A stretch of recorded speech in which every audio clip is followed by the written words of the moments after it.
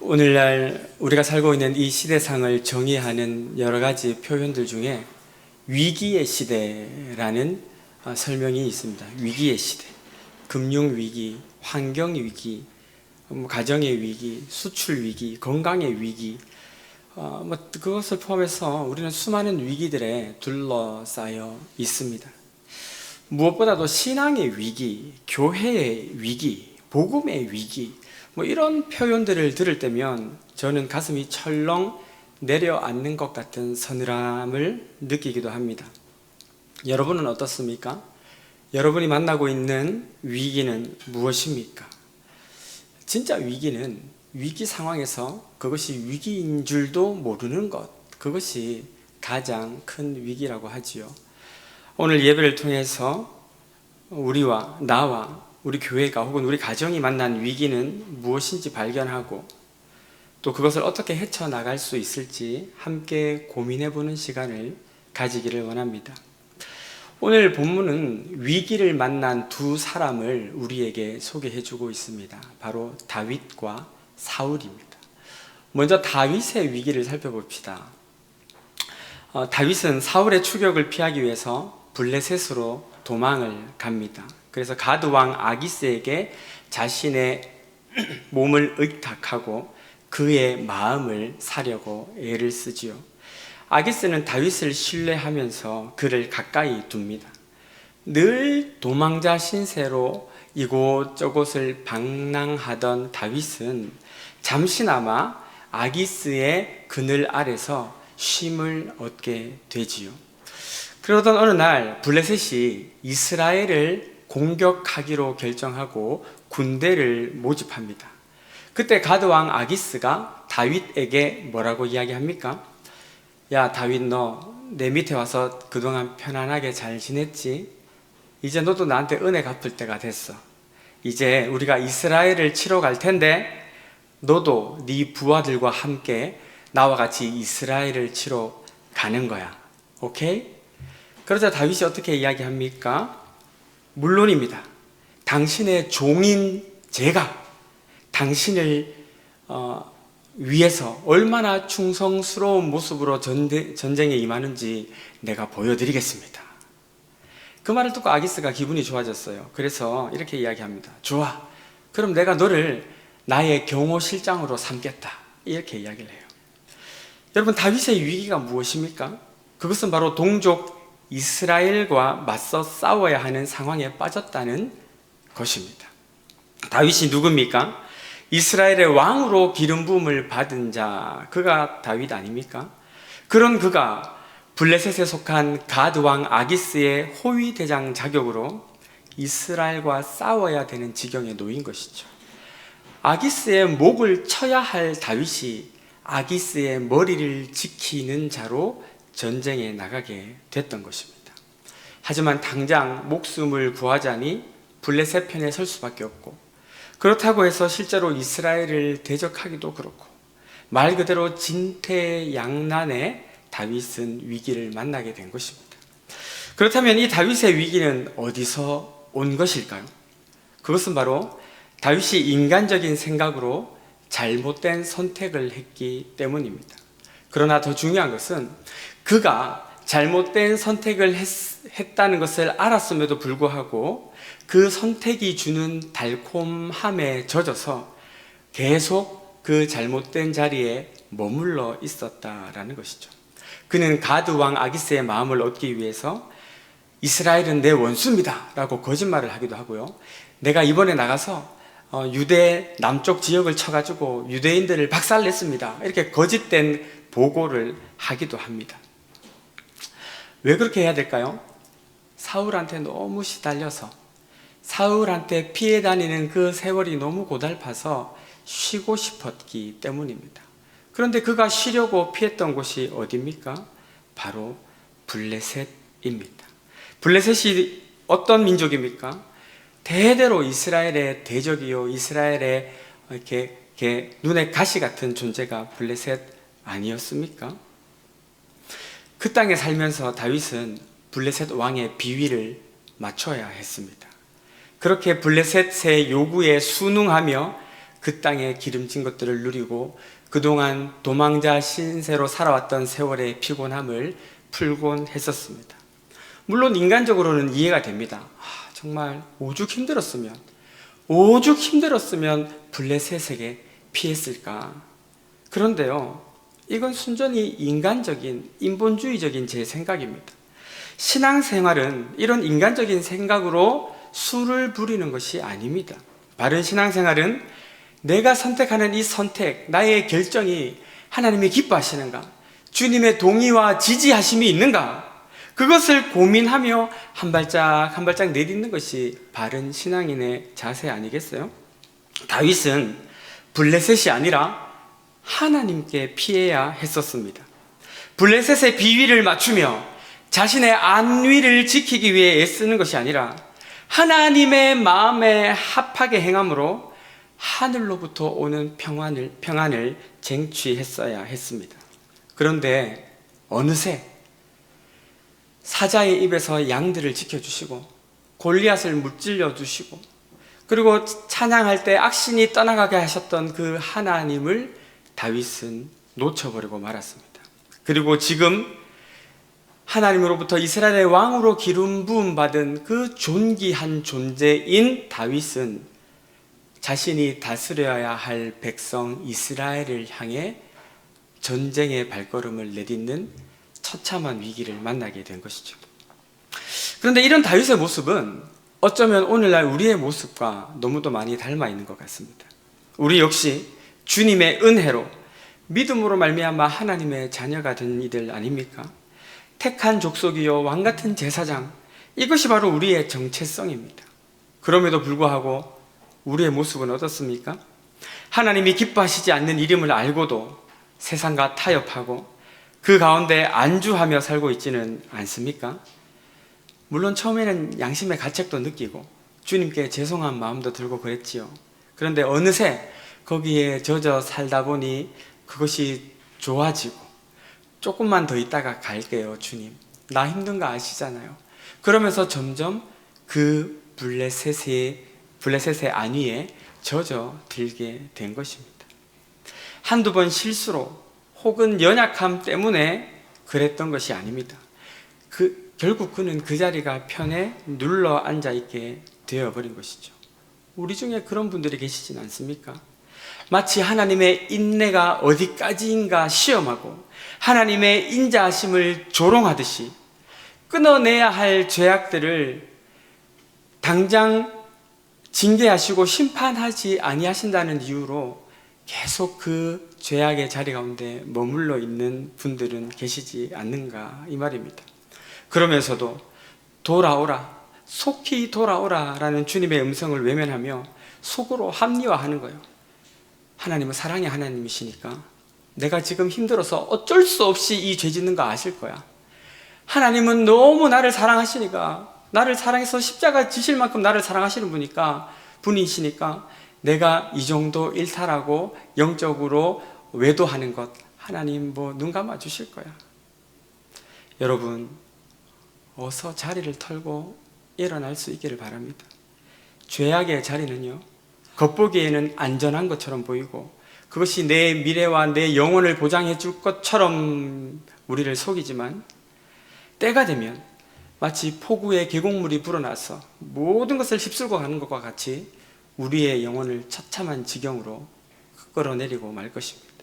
사랑하는 성도 여러분, 다윗이 블레셋 왕의 경호실장이 된 것은 성공도 아니고 축복도 아니고 은혜도 아닙니다. 생각해 보십시오. 이스라엘의 왕이 한낱 적군의 왕의 경호실장이 된다. 이거 얼마나 자존심 상하는 일입니까? 마찬가지로 우리가 하나님의 기뻐하시지 않는 일을 행하면서 그 일이 잘 되고 형통케 되는 것은 은혜가 아닙니다. 그것은 하나님 자녀로서 너무 자존심 상하는 거예요. 따져야 됩니다. 하나님 앞에. 하나님, 내가 이렇게 멋대로 살고 있는데 왜 이렇게 잘 되게 해주시는 거예요? 내가 내 멋대로 살고 있으면 하나님 막아주셔야 되는 거 아닙니까? 이렇게 이야기해야 되지. 그냥 잘 되고 있는 것처럼, 마치 다시스로 가는 배를 만난 것이 형통인 것처럼 착각했던 요나처럼 우리는 하나님 뜻밖에서 잘 되는 모든 형통이 은혜와 축복이 아니라 오히려 하나님의 징계와 심판과 유기의 저주인 것을 깨달아야 된다는 것입니다. 우리는 그 잘못된 성공이 주는 달콤한 유혹으로부터 우리 자신을 단호하게 분리시킬 의지와 결단을 하나님 앞에 올려드려야 할 것입니다. 가장 높은 곳에 올라가 천하만국을 보여주며 나한테 딱 한 번만 절해라, 나한테 딱 한 번만 절하면 이 모든 것을 다 너에게 주겠다, 이 사탄 마귀의 달콤한 유혹을 하나님의 말씀으로 단호하게 잘라내셨던 예수님처럼 우리 역시 이 세상 영광, 부귀, 영화의 유혹을 물리치고 하나님의 자녀로서 왕같은 제사장으로서의 존엄과 품위를 지키며 살아가야 할 것입니다. 어떻게 해야 할까요? 만약 잊지 말아야 될 곳에 우리가 있다면, 가지 말아야 될 곳에 가고 있고 보지 말아야 될 것을 보며 쥐지 말아야 될 것들을 움켜쥐고 있다면 우리는 회개하고 돌이켜야 합니다. 계시록 3장 3절입니다. 그러므로 네가 어떻게 받았으며 어떻게 들었는지 생각하고 지켜 회개하라. 만일 일깨지 아니하면 내가 도둑같이 이르리니 어느 때에 네게 이르는지 네가 알지 못하리라. 여러분, 진짜 위기는 영적 위기입니다. 진짜 위기는 내가 블레셋에 속해서 이스라엘로 쳐들어가는 그 외형적인 환경의 위기가 아니고, 그렇게 될 수밖에 없도록 잊지 말아야 될 장소에 지속적으로 머물렀던 그 하나님을 떠난 상태, 이것이 바로 진짜 위기라는 것이죠. 다윗이 얼마나 위대한 하나님의 사람이요, 우리가 본받아야 될 신앙의 선배입니까? 그럼에도 불구하고 그는 이렇게 하나님 앞에 잘못된 선택을 하고 그 선택이 주는 유혹에 빠져 머물러 있으므로 심각한 위기를 만났던 것이죠. 두 번째로 살펴볼 위기는 바로 사울의 위기입니다. 사울의 위기. 사울은 어떤 모습을 보이고 있습니까? 3절에 보면 사무엘이 죽은 후에 사울이 어떻게 하냐 하면 신접한 자들, 박수들, 무당들을 그 땅에서 다 쫓아냅니다. 대단하지 않습니까? 우상척결, 종교개혁, 이거 한 것이죠. 겉으로 보면 사울이 너무 잘한 것 같아요. 그런데 우리 하나님은 중심을 보시는 하나님이에요. 사울이 그렇게 종교개혁을 한 것은 하나님을 사랑하는 마음으로, 그리고 율법을 준수하려는 의지로 했던 일이 아닙니다. 사무엘이 죽고 나서 백성들의 민심이 막 동요하기 시작해요. 그 동요하는 민심을 잠재우고 흩어져 있는 민심을 자신에게 당기려면 그는 무언가 이벤트가 필요했던 것입니다. 그렇습니다. 사울은 하나님이 아니라 사람들에게 잘 보이기 위해서 정치적 의도로 종교개혁을 단행했던 것입니다. 백성들의 마음을 자신에게로 돌이키려면 뭔가 본인이 나는 신앙적으로 아주 대단한 사람이야, 나는 영적으로 아주 탁월한 리더야 라는 어떤 퍼포먼스를 보여줄 필요가 있었던 것이죠. 그래서 실시한 것이 뭡니까? 신접한 자와 박수를 내어쫓는 종교개혁이었습니다. 그러나 이는 표면적이고 가식적인 종교 요식 행위였을 따름입니다. 여러분, 나를 봐주세요. 나는 하나님이 싫어하시는 무당들을 쫓아내고 종교개혁을 실시했습니다. 내가 이렇게 대단합니다. 나 잘났죠? 나 잘하고 있죠? 사울은 그 이야기를 백성들에게 들려주고 싶었던 거예요. 오늘날 교회에서도 마찬가지입니다. 하나님을 기쁘시게 하려는 시도는 점점 그 빛과 힘을 잃어가고 있어요. 그러는 사이에 사람들의 마음을 얻고 사람들의 칭찬과 박수와 인정을 받기 위한 노력들이 곳곳에서 일어납니다. 여기저기 얼굴이 드러나고 이름이 드러나고 눈에 띌 만한 곳에 자신을 드러냅니다. 그리고 마침내 사람들로부터 야, 저 사람, 저 형제 참 열심히 하네, 그런 소리를 듣게 되지요. 여러분, 그러나 그렇게 해서 박수 받고 칭찬과 인정을 받는 것이 위기입니다. 위기. 주님이 계셔야 할 자리를 꿰차고 들어와 앉아야 하나님의 영광을 가로채고 있는 것이 어찌 위기가 아니겠습니까? 어찌 해야 할까요? 어찌 해야 될까요? 항상 나를 드러내고 싶어하고 내가 칭찬받고 싶어하고 내가 남보다 더 높은 곳에 올라가고 싶어, 앉지 말아야 될 자리를 앉고 하나님이 아니라 사람들의 관심과 이목을 집중시키기 위해서 어떤 종교 행위들을 행하려는 경향을 가진 우리는 어떻게 해야 하는 것일까요? 네, 그저 겸손한 마음으로 이름 없이 빚도 없이 나는 무익한 종이라, 나는 무익한 종입니다, 써주시니 고맙습니다, 써주셔서 감사합니다, 그런 마음으로 순종하는 것만이 이 자신을 드러내고 사람들로부터 인정을 받으려는 영적 위기를 타파하는 유일한 방법이 될 것입니다. 그뿐만이 아닙니다. 사울은 또 어떤 모습을 보이고 있습니까? 4절에서 7절에 보니까 블레셋이 이제 수넴에 진을 치고요, 사울도 어떻게 해야 됩니까? 블레셋이 쳐들어와서 진을 치고 있으니까 자기들도 방어진을 구축해야 되겠죠. 길보아에 온 이스라엘을 모아서 진을 쳤습니다. 그런데 이미 하나님의 영이 떠난 사울이에요. 블레셋을 보는데 5절에 보니까 마음이 크게 요동하고 떨리는 겁니다. 이게 무슨 말이냐면 싸울 의지가 완전히 꺾여버린 거예요. 블레셋 진영을 보는데 도무지 싸울 자신이 없어요. 겁이 너무 나는 거예요. 그래서 어떻게 합니까? 처음에는 사울이 기도합니다. 그러나 사울은 그 어떤 응답도 하나님으로부터 받지 못해요. 우리는 하나님께 기도하는 사울을 보면서 그가 여전히 하나님께 대한 믿음을 가지고 있다라고 생각하고 할 수 있습니다. 그러나 사울이 그 입으로 하나님의 이름을 불렀다고 해서 그것이 진짜 기도도 아니었고 그것이 진짜 믿음의 행위도 아니었습니다. 만일 하나님을 향한 믿음이 있었다면 그는 응답하지 아니하시는 하나님 앞에 엎드려 애통해하며 회개했을 것입니다. 그러나 그는 그렇게 하지 않았습니다.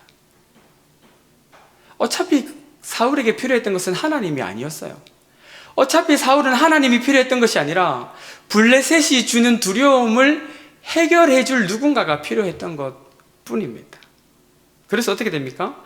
하나님으로부터 필요한 것을 얻지 못하자 그는 신접한 자를 찾습니다. 그러니까 신하들이 금방 이야기해요. 엔돌에 신접한 여인이 있나이다. 이게 무슨 말입니까? 왕이 앞에서 막 퍼포먼스를 해도 이단을 척결하고 막 이렇게 귀신 들린 사람들 쫓아낸다는 이런 퍼포먼스를 해도 신하들은 이미 어디 가야 점쟁이가 있고 어디 가서 점칠 수 있는지, 귀신 들린 여인이 어디 있는지 이미 잘 알고 있는 거예요. 그래서 두 사람이, 사울과 신하가 밤에 이불을 덮어쓰고 귀신 들린 여인을 찾아갑니다. 자기도 부끄러운 것을 아는 것이죠. 여러분, 그런데 생각해 보십시오. 아무리 두렵고 힘들고 어렵다고 해도 사울인데 그가 지켜야 될 어떤 마지노선이라는 게 있지 않겠습니까? 어찌 선민 이스라엘의 왕이 귀신 들린 여인을 찾아 두려움을 달래려 시도할 수 있단 말입니까? 그러나 그는 이미 체면도 염치도 없어져 버린 지 오래입니다. 내 두려움, 내 어려움, 이것만 해결할 수 있다면 그게 하나님이든 아니든 상관이 없는 거예요. 그런 마음으로 그는 무당을 찾아간 것입니다. 그리고 어떻게 합니까? 무당에게 말합니다. 네 신접한 술법으로 내가 말하는 사람을 불러와라. 무슨 말입니까? 이방 종교에서나 행해지던 초혼술을 지금 사용해서 죽은 영혼을 불러오라는 것이죠. 하나님을 인정하는 사울이었지만 망자의 영도 숭배하는 다신론적인 사고, 이것은 하나님이 가증히 여기시는 행위 아닙니까? 그리고 사단의 속임수로 사무엘의 거짓 영이 올라오자 사울은 땅에 바짝 엎드려서 절을 합니다. 이 얼마나 무지하고 무능한 모습입니까? 여러분, 오늘날에도 이런 일들이 있을 수 있습니다. 어떤 문제나 내가 원하는 것들이 있을 때 처음에는 형식적으로나마 하나님을 찾습니다. 그러나 하나님으로부터 자기가 원하는 것을 얻지 못하면 즉시 하나님을 떠나 다른 것들에 기대는 모습 말입니다. 어떤 것들이 있을까요? 인맥. 내가 누구 알고 있어. 이 사람 엄청 대단한 사람인데 나 이 사람 잘 알고 있어. 돈, 각종 편법, 이런 것들이 하나님의 자리를 대신할 수 있어요. 혹은 잘못된 신학과 삐뚤어진 신앙을 의지하기도 합니다. 그 결과 어떻게 됩니까? 교회 안에서도 하나님의 말씀으로부터 주어지는 약속이 아니라 심리학이나 실용주의, 번영주의 뭐 이런 것들을 무분별하게 받아들이는 현상이 일어나게 되는 것이죠. 그래서 어떻게든 성도들 마음이 편하면 되고 어떻게든지 성도들 눈에서 눈물만 나면 된다. 그러면 그것이 주님의 뜻이고 그것이 성령의 역사다. 이런 식으로 생각하며 무분별하고 무질서한 영성운동들을 수용하기도 합니다. 그리고 그런 것들로 자신을 위로하고 자신의 문제가 해결되면 그것이 곧 진리요, 그것이 곧 은혜라고 여기는 것이죠. 여러분, 이것은 정말 큰 위기 아닙니까? 하나님의 말씀을 완전히 떠나는 것도 위기지만 하나님을 떠나지든 않는 채 교묘하게 하나님의 말씀을 바꾸거나 변질시켜 다른 복음을 가르치고 따르게 하는 것, 그것이 이 시대 모든 교회가 경각심을 가지고 주의해야 될 진짜 위기인 것입니다. 이런 것들을 추구하는 성도가 많아지면 그런 가짜 복음, 변질된 복음을 전하는 목사나 교회가 계속해서 생겨나게 되는 거예요. 오늘날 조국 교회의 강단이 얼마나 많이 오염되었는지를 개탄하는 목소리들은 목회자들뿐만 아니라 성도님들도 많이 들어보고 계시지 않습니까? 신비주의, 신사도운동, 정치화된 복음, 이런 가짜 거짓 선지자, 이런 복음, 가짜 복음을 외치는 거짓 선지자들과 교사들이 여전히 그 세력을 잃지 않고 활개치며 분별력 없는 어린 성도들을 미혹합니다. 특별히 우리는 체험 의존적 신앙을 경계해야 합니다. 사울은 지금 신비한 체험을 의지하려고 하고 있습니다. 초혼술, 영혼을 불려내가지고 그 영혼으로부터 어떤 위로를 받고 힘을 얻으려는 어떤 신비로운 체험을 지금 추구하고 있는 거예요. 물론 신앙의 요소에는 틀림없이 체험이 포함되어 있습니다. 그러나 모든 체험은 하나님의 말씀으로 분별돼야 합니다. 왜냐하면 체험 그 자체가 우리 신앙의 대상이 될 수 없기 때문입니다.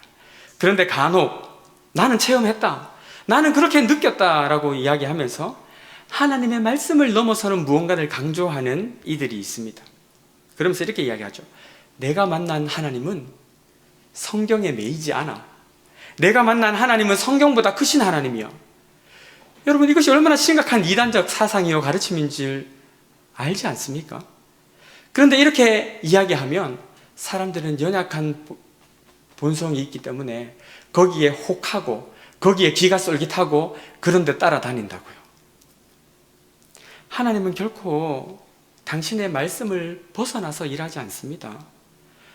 이것이 종교개혁자들과 개혁교회가 오랫동안 쌓아왔던 복음 진리 아닙니까? 그런데 이 진리를 무시하고 내 느낌과 감정과 경험과 체험을 최우선에 둔다면 그것은 진짜 심각한 위기이죠. 사울이 보십시오. 지금 신비한 체험, 땅에서 영이 올라오고 무당한테 물어보니까 이게 사무엘이다 이야기하니까 그 바짝 엎드려가지고 절하는 거 보십시오. 그렇다면 우리는 이 위기를 어떻게 극복할 수 있을까요? 그것은 바로 믿음의 선배들이 남겨준 위대한 유산인 바른 교리와 성경으로 돌아가는 것입니다. 내 가려운 귀를 긁어주고 내 울적한 마음을 위로해줄 하나님이 아니라 하나님 자체를 찾고 그분의 얼굴 그 자체를 구하는 그 신앙의 돌이킴만이 이런 종류의 위기로부터 우리가 벗어날 수 있는 방법이 되는 것입니다. 말씀을 정리하겠습니다. 다윗과 사울 모두 위기를 만나고 있어요. 죽음의 위기, 동족 상잔의 위기, 또 피침략의 위기 등등 어느 것 하나 만만한 위기가 없습니다. 그런데 여러분, 진짜 위기는요, 그들 외부의 상황이 아니었습니다. 그들이 만난 진짜 위기는 하나님의 말씀과 하나님을 향한 믿음에서 그들이 떠났다는 것입니다. 완전히 떠난 것은 아니지만 교묘한 방식으로 반하나님적이고 비성경적인 신앙을 가지고 살아갔던 것, 그것이 다윗과 사울이 만난 진짜 위기였던 거예요. 여러분에게는 그런 위기가 없습니까? 아닌 줄 알면서도 당장의 안위를 위해 하나님이 기뻐하시지 않는 자리에 오래 머물러 계신 분들은 안 계십니까? 내가 원하는 것을 위해서 얼마든지 하나님 이외의 다른 것들을 의지할 준비가 되어 있지는 않습니까? 말씀과 하나님의 성품과 이렇게 약속보다는 내 느낌이나 감정을 더 의존하는 믿음을 가지고 계시지는 않습니까? 위기입니다. 만약 그렇다면 이 위기를 벗어나는 길은 단 하나예요. 다시 주님께로 돌아가는 것입니다. 하나님의 말씀을 굳게 붙잡고 주님을 더욱 사랑하는 것입니다. 환경과 상황의 위기에 이리저리 휘둘리는 것이 아니라 내 안에 계신 주님을 따르는 것입니다. 이러한 신앙의 태도를 가지고 우리를 우겨싸 들어오는 모든 위기를 넉넉히 이기고 주를 기쁘시게 하는 우리 모두가 되실 수 있기를 예수님의 이름으로 축원합니다. 아멘. 기도하겠습니다.